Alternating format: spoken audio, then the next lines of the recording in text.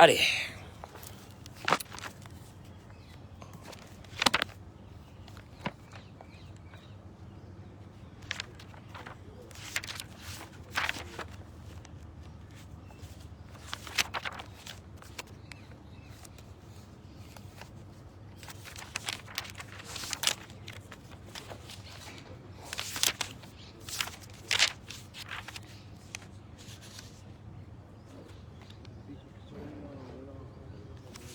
Alors, je voudrais... voilà, on va aborder ce matin Bokertov, Bokertov, Bokertov. Bokertov, messieurs. Alors, l'Aïlou Nishmat, Michael, c'est l'Aïlou Nishmat Lucien,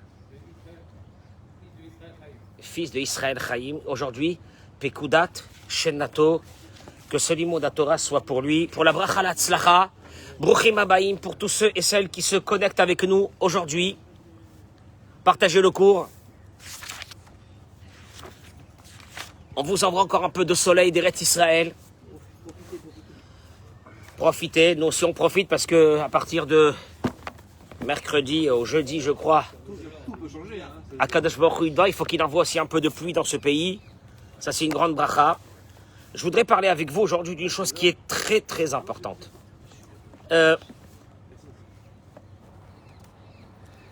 Tu remarques que vous allez voir l'idée. Vous allez voir l'idée dans laquelle on va y aller. Shai, tu t'assois avec nous?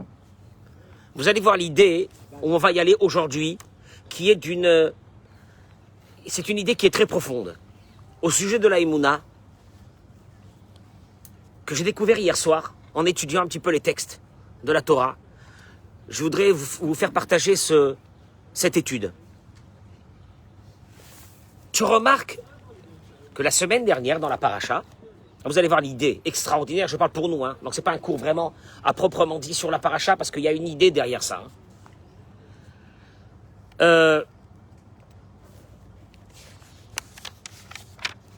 Au moment où c'est que mon cher Rabbeinu rencontre Dieu pour la première fois, tu vois que Moshe a un grand problème. Il est le suivant, qui est: les Béné Israël ne vont pas croire en moi. Et je vais arriver en Égypte, ils ne vont pas croire en moi. Je suis le libérateur, ok. Qui dit que je suis le libérateur, etc. Et là, la Torah nous raconte que la semaine dernière, c'est avant d'arriver chez Paro, la semaine dernière, Dieu lui dit: alors ok, ils ne vont pas croire en toi, qu'est-ce que tu as dans tes mains? Il lui a dit: j'ai un bâton. Il lui a dit: jette le bâton par terre. Il a jeté. Je vous traduis les mots du verset. Ce bâton est devenu un serpent. Moshe s'est sauvé en voyant ce serpent. Dieu lui a dit: étends ta main, attrape-le par la queue. Et il est redevenu un bâton.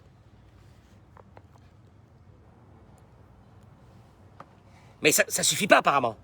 Dieu continue, il lui dit: fais rentrer ta main. À l'intérieur, il a fait rentrer sa main. Elle est sortie comment? Metzoraat kashaleg. Elle est sortie, elle était lépreuse. Refais rentrer ta main. Elle est sortie, elle est redevenue. Il lui a dit, elle est redevenue normale. Il lui a dit: s'ils n'y croient pas au premier miracle du bâton que tu vas jeter devant eux et qui va devenir un serpent, raconte-leur ce qui s'est passé quand tu as fait rentrer ta main. Deuxième miracle. Ça, ils vont quand même y croire parce que les bénis Israël savaient que Dieu ne supportait pas quand on parlait sur son peuple. Et là, Moshe va leur raconter qu'il a eu une certaine critique sur le peuple d'Israël, et c'est à ce moment-là que Dieu lui a dit: fais rentrer ta main et fais-la sortir. Elle est devenue de la lèpre. Donc ils vont comprendre que c'est vrai. Ok. Viraya imlo ya'aminu, là, Dieu continue, il dit: et s'ils vont pas croire à ces deux miracles, Vela karta mimimhaye or, prends de l'eau du fleuve, Veshafarta yabasha, verse-le par terre, Vihayu hamayim asher tikach minayor, vayu ledam bayabashet. En tombant par terre, cette eau va devenir quoi? Du sang. Donc l'histoire du sang dans le Nil, c'est bien avant que celle que nous connaissons. C'est déjà celle-là. Le bâton, la main et le sang. Tiens, c'est bizarre. Tout ça pour que les bénis Israël vont arriver à croire en Moshe. Bien. Et bon, ben voilà, Moshe donc s'en va. Il quitte son beau-père et il va rencontrer pour la première fois Pharaon. Et là, regardez un peu l'idée, comment elle est fabuleuse. Le Sava de Kelem demande,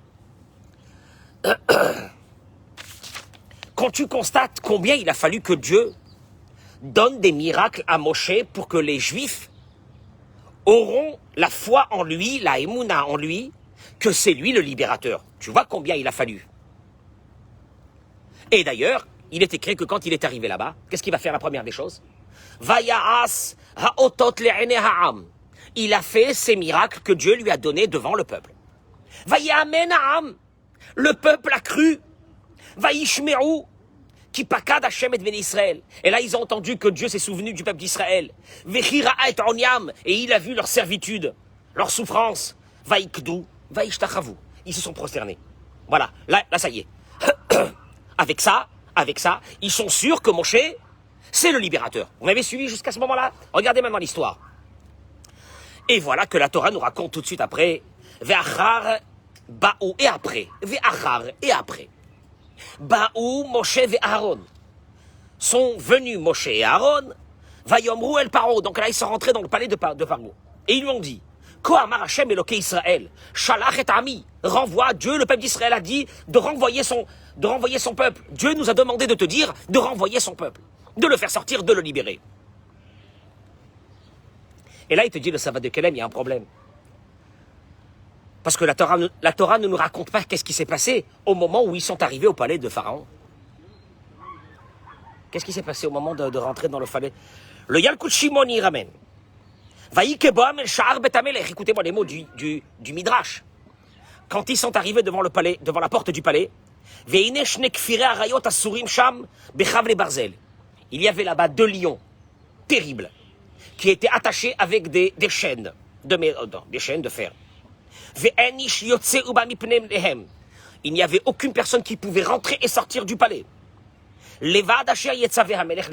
Seulement si le roi l'avait ordonné. C'est-à-dire que si tu voulais rentrer au palais alors que le roi ne t'avait pas ordonné de rentrer dans le palais, qu'est-ce qui se passait? Les lions faisaient un petit déj. C'est clair. Et voilà que Vayemaher Moshe, il arrive Moshe à Aaron devant le palais, et il y a les lions. Vayanef et Amaté à la Kefirim. Il a levé son bâton vers les lions. Vayatirem. Ils se sont libérés.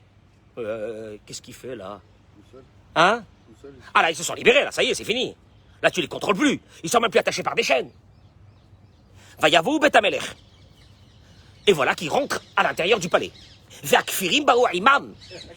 Et les lions les accompagnaient. Bessimcha Gedola. Avec une grande joie. Kaacher, c'est des mots du Midrash. Kaacher Ismacha Kelev El Adonav. Comme quand un petit chiot, un petit chien, vient de voir son maître.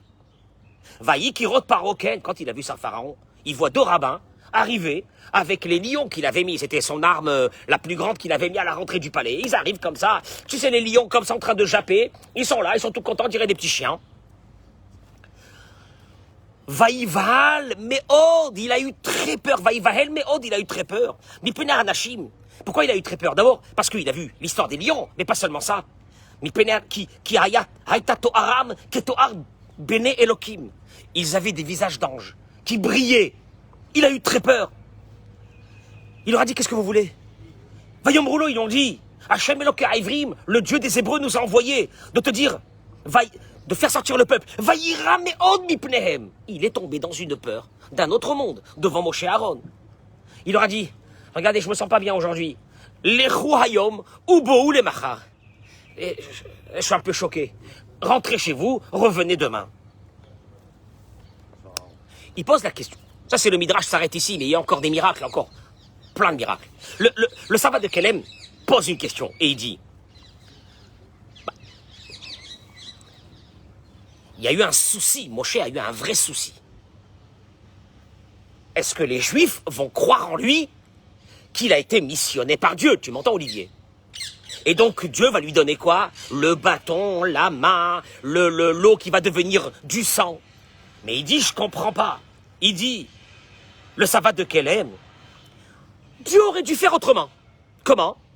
Moshe, il arrive, il rentre dans le palais de Pharaon, se passent tous les miracles qu'on vient de citer à l'intérieur du palais, entre autres aussi, c'est que le pharaon était très petit de taille et il avait fait les seuils des rentrées du palais très basses pour que tous ceux qui rentrent se prosternent à l'intérieur des idoles. Le Midrash il raconte que ces seuils se sont déboîtés et ils ont commencé à monter et Moshe, il n'était pas petit, il faisait combien Moshe? 5 mètres, merci. Référence le Midrash. Ah, 5 mètres, hein. Non, 5 mètres, hein. Non mais, oui, tu te rends compte, 5 mètres. On a l'impression que Moshe, c'est le Moshe qu'on voit dans le film. Tu vois? Hein, ouais. C'est ce qu'on connaît, hein. Le Moshe qu'on voit dans les films. 5 mètres. Et il est rentré dans le palais. Alors, il y a eu des miracles. Alors, il dit, au fait, il demande le sabbat de Kélem. En voyant ces miracles, les béné Israël directement auraient compris que Moshe a été missionné par Dieu. Alors pourquoi a-t-il besoin de lui donner préalablement des miracles, d'autres miracles, le bâton qui va devenir un serpent, et l'eau qui va devenir du sang, etc. C'est pas la peine. Question logique ou non? Eric, qu'est-ce que tu penses? Comment? Non mais, une seconde. L'Égypte entière a entendu parler de cette histoire quelques heures après. Qu'est-ce qui s'est passé? Mais il fallait voir Paro, il avait les chocottes, il n'en pouvait plus. Qu'est-ce qu'il y a eu? Ah bah, ils sont rentrés, ces 2 rabbins, ils avaient des visages d'anges qui brillaient. Les lions les accompagnaient, c'était la folie. Les portes se sont levées. Ça aurait suffi largement. Pourquoi faire donner des miracles au béné Israël alors que ces miracles, on n'en a pas besoin, puisque quelques heures après, on va en avoir d'autres beaucoup plus grands. Tu me suis ou non? Yoël, t'as compris la question? Et là, il dit le sabbat de Kélem, quelque chose.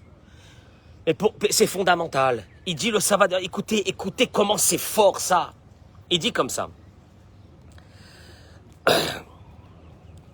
Ilou am Israël. Bon, ça c'est énorme. Je ne sais même pas comment je vais le dire.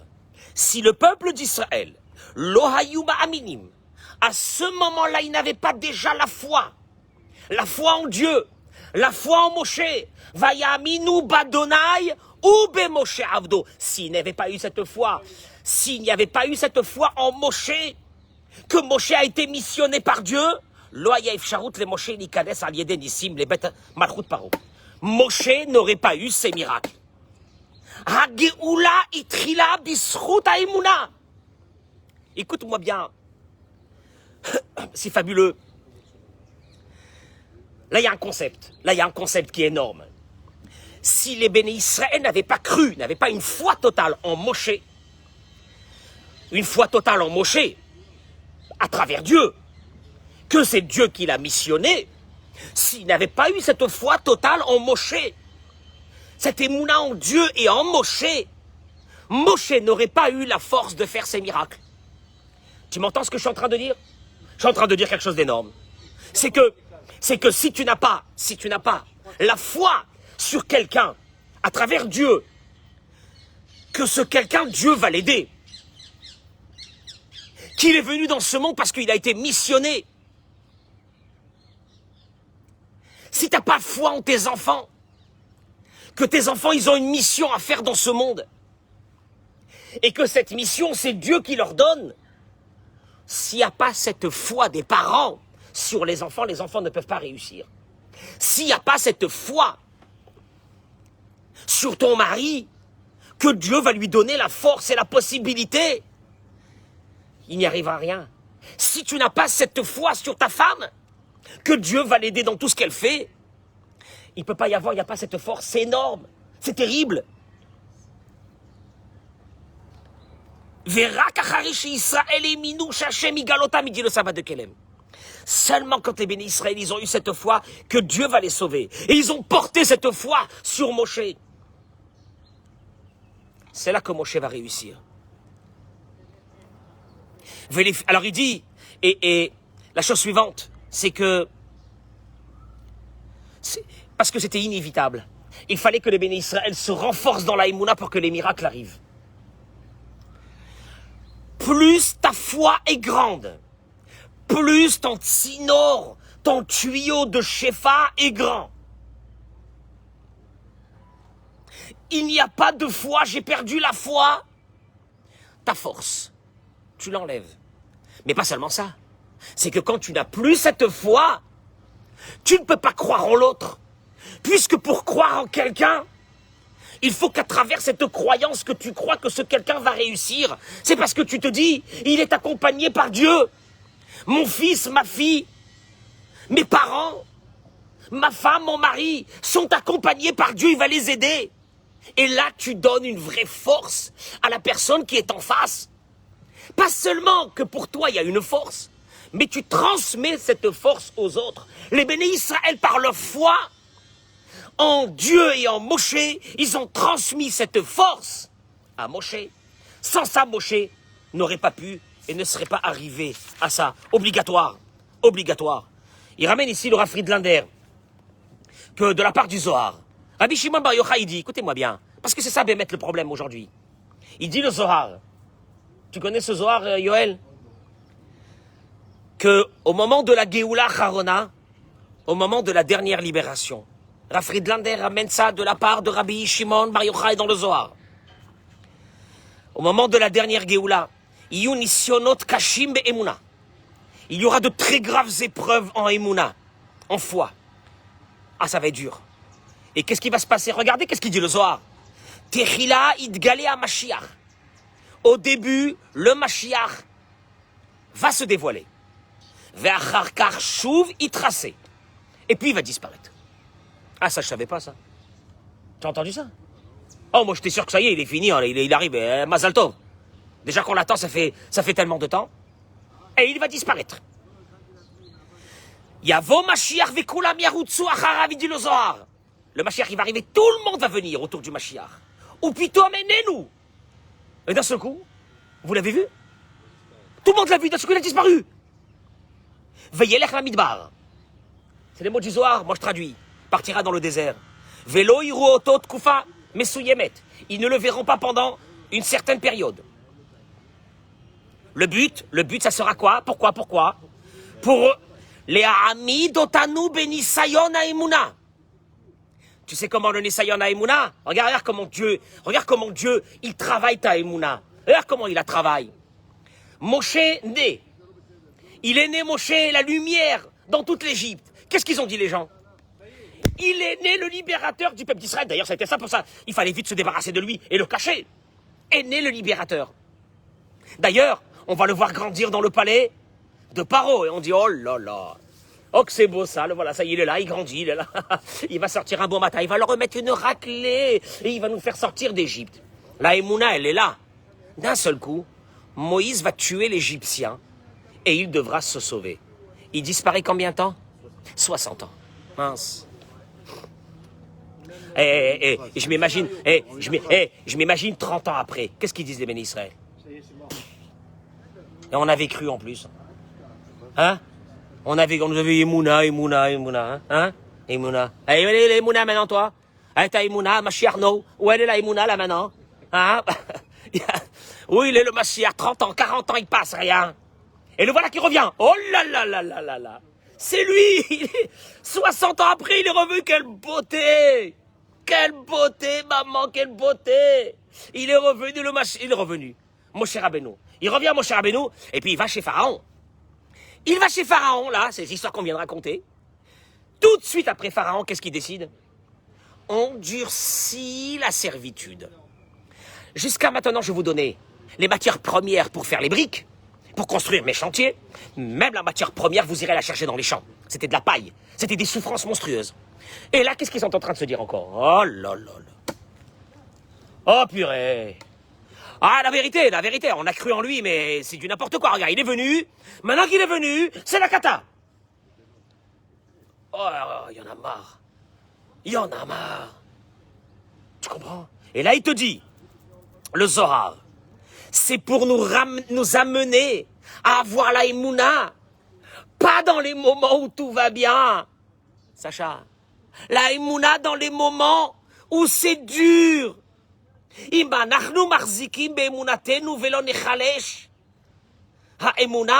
Si on reste accroché à notre foi, la foi, il n'y a pas de logique à la foi. Il n'y a pas de logique. Il n'y a pas de logique. Elle sort de la neshama de la personne. Il n'y a pas de logique. je passe des épreuves, mais il n'y a rien à faire. Tu m'enlèveras pas ma émouna. Je reste dans cette émouna-là. Et là, pour voir Dieu, il a besoin de ces moments de faiblesse qu'il nous met dans notre vie. Pour renforcer, pas pour nous frapper, pour renforcer notre émouna. Parce que d'avoir la émouna quand tout va bien, Sam, c'est sûr, c'est sympa, c'est bien. Mais sûr, c'est bien. C'est quand ça va pas que c'est dur comme ça.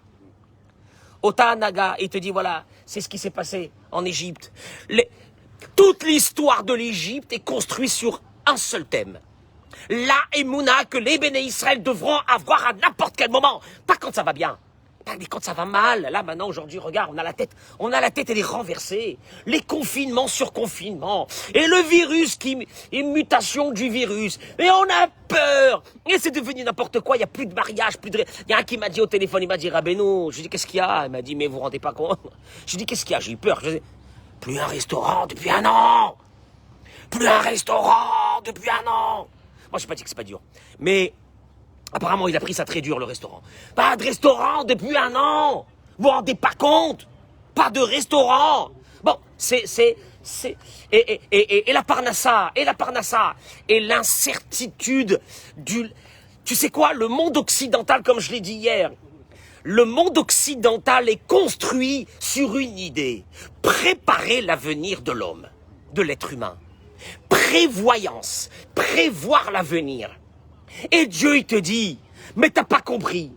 Le meilleur moment que tu as avec moi, c'est quand tu as une incertitude, même sur ton lendemain. Ah bon? Mais Dieu, tu peux pas m'envoyer pour que je reste tranquille pendant 1 an, 2 ans, 3 ans. Non! Et pourquoi? Et pourquoi Dieu? Pourquoi? Qu'est-ce que je t'ai fait? Pourquoi? Et parce que Dieu, il te dit, mais t'as pas compris, je veux que tu sois avec moi tous les jours. J'ai besoin de ta émouna, j'ai besoin, parce que le tachlit de l'être humain dans ce monde, il est venu pour avoir la foi que En Od Milevado, il n'y a que lui. Et qu'il y a une ashgacha pratique sur chaque personne, que Dieu est avec nous dans chaque instant de notre vie, jusqu'à notre dernier souffle. Et que tout ce que Dieu fait pour nous, c'est à kol les tova, même quand on ne le comprend pas. C'est pour le bien. Alors tu sais quoi? Je ne vais pas te donner de prévisions. Parce que si je te donne des prévisions, tes yeux seront rivés vers l'horizon. Et moi, je veux pas que tes yeux soient rivés vers l'horizon, vers les prévisions sur 10 ans, sur 5 ans. Non, je veux pas. Je veux que tes yeux, il n'y a plus de prévisions. Et donc, tes yeux, ils vont monter en haut. Il n'y a plus rien, je peux pas voir. Donc, qu'est-ce que je fais? Eh ben, je lève mes yeux vers le haut, vers Akadosh Baruch Hu. Moi? Ah non, ah non, non, non. Oh non, on veut pas ça, c'est trop dur. On peut pas, la vérité, on peut pas. On peut pas. Comment on va faire? Et chacun, il a ses nisyonotes. Chacun, il a ses souris. Et là, Kadosh Baruch Hu te dit, ne crois pas que je t'envoie ça pour te frapper. Je t'envoie ça pour tester ta imuna. Je veux parce que ton but dans ce monde. Il dit le Zohar, l'Ishtamouda, pour connaître Dieu. Pour connaître Dieu. Alors, tu te tapes. Et tu vois des souris, mais tu vois des choses. Et tu vois des problèmes, et tu comprends pas. Lama. Parce qu'il faut que tu vives avec cette imuna. Et je termine par une petite chose. Si vous me le permettez, aujourd'hui, il fait beau. On est bien, hein? Hein? On est bien, la vérité. Mais c'est pas ça, c'est que moi j'ai commencé à prendre des couleurs qu'avec le cours ici dans l'hôtel, là. Pas possible. C'est ça, c'est honteux. Ça se fait pas. Ça se fait pas. Il dit, regardez. Il dit, le Rav, regardez. Béhémet. Il dit, regardez. S'il y avait eu la Emouna dans le monde, si le monde avait... C'est ce qu'on attend à la fin des temps. Cette foi. Il te dit pourquoi? Tu vas voir combien ça va solutionner tous les problèmes. Pourquoi?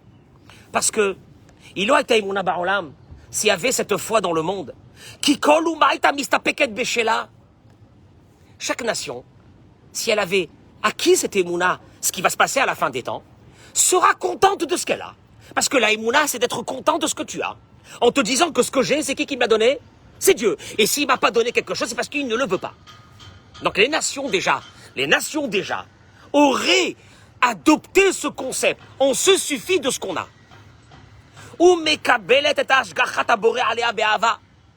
Elle aurait reçu ce que Dieu lui a donné avec de l'amour. Et d'ailleurs, il dit que dans le Sefer de Isaïe, il est dit qu'à la fin des temps, Vekitetu charbotam leitim, vechanitotehem le mazmerot. Tous les ustensiles de guerre vont devenir des ustensiles, Todaraba Moteksheli, vont devenir, tous les ustensiles de guerre, vont devenir des ustensiles de travail. Tu te rends compte? On va prendre les tanks, on va en faire de gros appareils pour labourer les champs. Loïsa goy el goy chereb, c'est ce qui va se passer, il n'y aura plus de guerre. Veloïl medouad milchama, il n'y aura plus de soldats. C'est ce qui va se passer à la fin des temps, ça il faut le savoir. Pourquoi? Tu crois que d'un beau matin, toutes les nations vont être paisibles comme ça? Ah, peace and love, on est bien. Ah, c'est pas ça. Comme ils verront la Imouna, que c'est Dieu qui gère le monde, et ce qu'ils ont, ils l'ont, et c'est tout. Et ce qu'ils n'ont pas, et ce qu'il n'a pas l'autre, c'est pas mon problème. Tout ça est géré par Akadosh Baruch Hu. Donc à partir de ce moment, les guerres, il n'y en aura pas.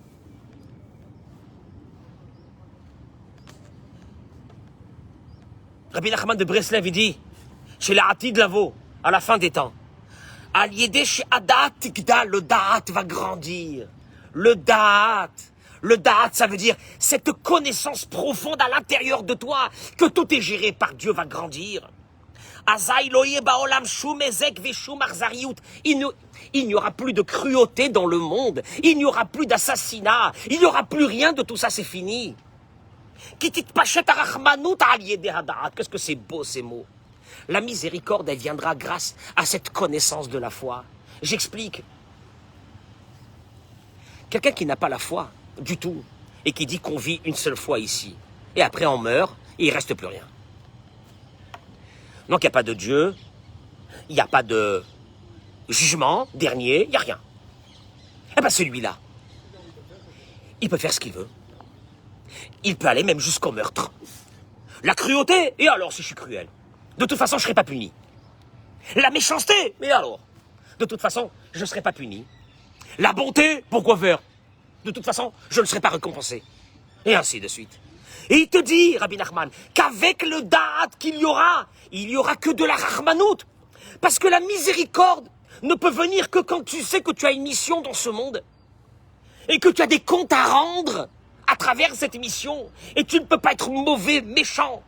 Parce que tu payeras sur ça, parce qu'il y a un yesh din ve yesh dayan, parce qu'il y a une justice, et il y a un juge.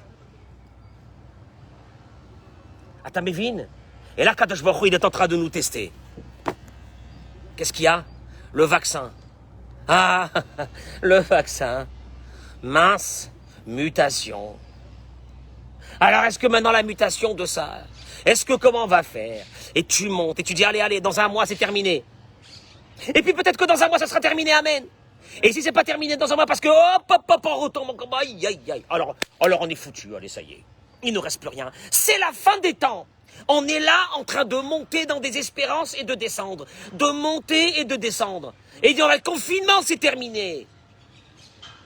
Hop, encore confinement. Et ça repart. Et machin. Et le travail. Et ça va plus du tout. Et ça. Il ne reste qu'une seule chose. Se renforcer dans cette émouna. Mais je peux vous rappeler quand même une chose que j'aime bien rappeler tout le temps. La émouna s'exprime uniquement dans un endroit. Ta maison. Zakol. La émouna, la sina, on n'en veut pas, on s'en fiche. Hein. La émouna avec les copains au boulot, on s'en fiche. La émouna à la maison. La émouna à la maison que la personne avec qui tu vis, c'est Dieu qui l'a voulu et c'est pour ton bien. Les enfants que tu as avec les épreuves qui vont te faire donner dans la vie, c'est Dieu qui le veut. C'est pour ton tikkun. La émouna, c'est que je vais me concentrer sur la moitié du verre plein. Et je vais être dans la joie. Et je vais être dans la joie parce que je vais remercier Hachem sur cette moitié de verre qui est plein.